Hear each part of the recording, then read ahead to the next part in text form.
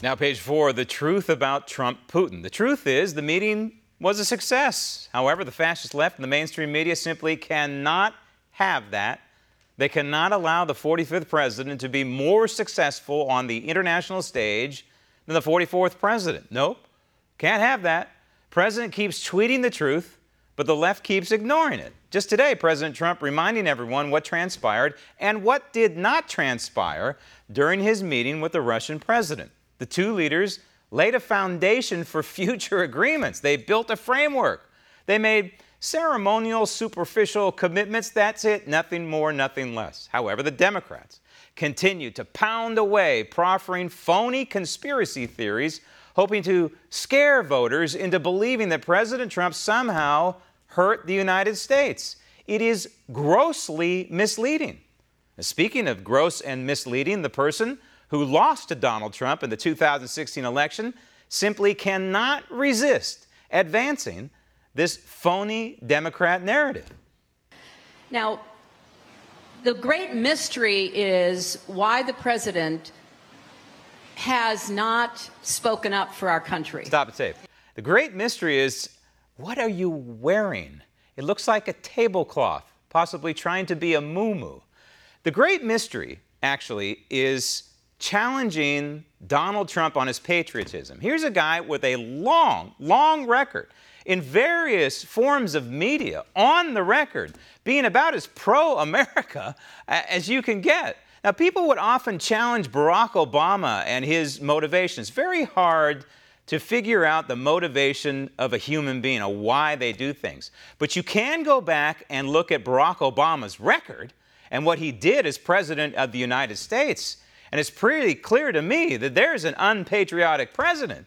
And then you have Donald Trump, who as President of the United States has done nothing unpatriotic, as far as I know, in his past, has only been gung-ho pro-America. What are you wearing, Hillary? Roll tape. Yes. And we saw that most clearly in this recent meeting with Putin.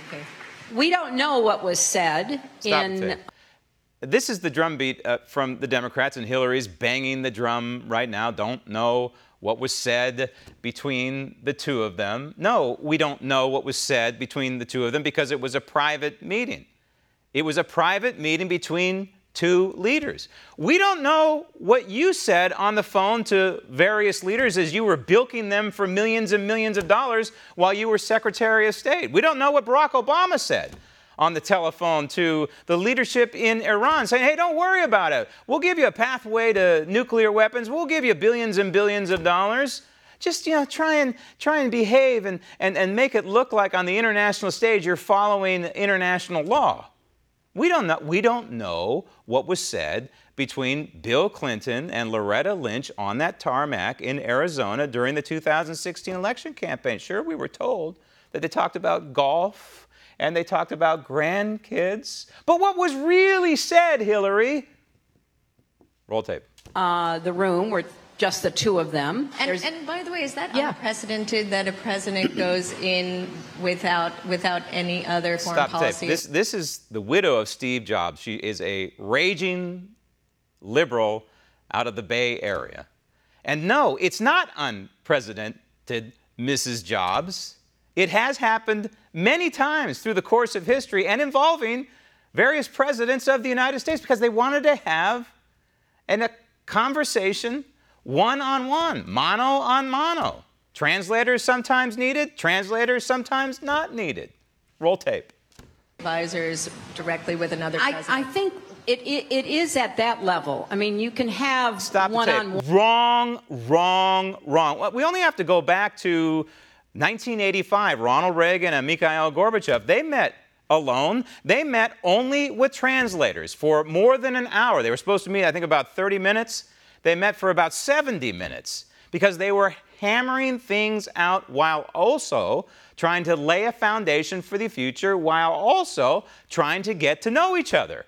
That's how you do it. Nobody else in the room except the translators because Ronald Reagan didn't speak Russian. Well, last I checked, Donald Trump does not speak Russian, so he had to have a translator, and Vladimir Putin doesn't speak English, so he had to have a translator. Big deal. Roll tape.